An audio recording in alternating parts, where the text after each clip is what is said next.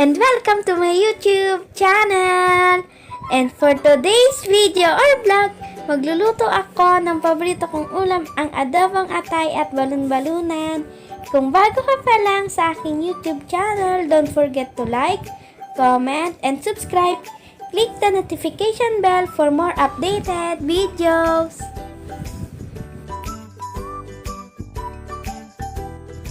Paano magluto ng adobong atay at balunbalunan?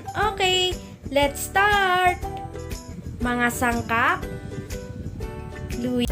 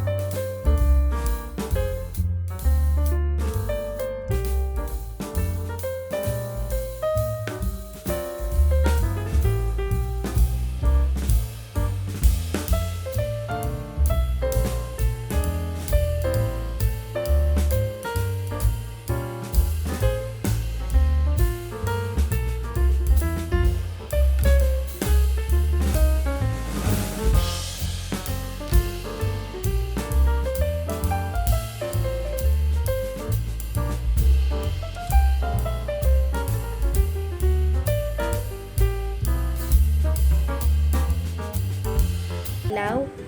Pag golden brown na, ilagay na ang atay. Haluin ng dahan-dahan para hindi madurog ang atay.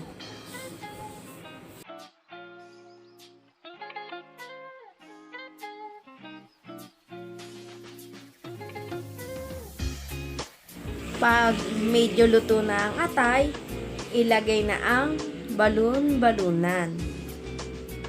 Haluing mabuti. Ilagay ang toyo.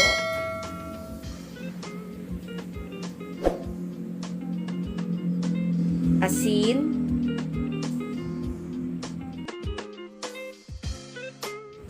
Ilagay ang paminta.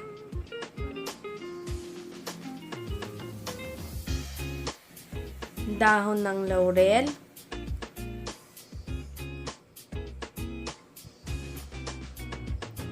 At suka. Haluin. Dahan-dahan lang sa paghalo. Haluin at takpan.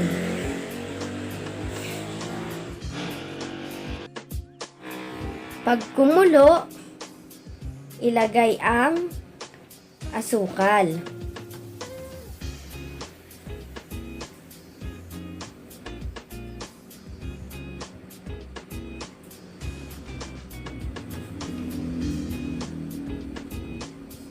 Hayaang kumulo hanggang sa mawala ang sabaw o matuyo.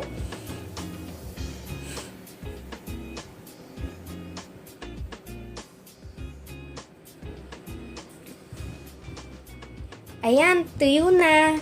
Tikman na natin. Sarap. Ayan, luto na ang ating adobong atay at balunbalunan. Ilagay na sa serving plate. Ready to serve.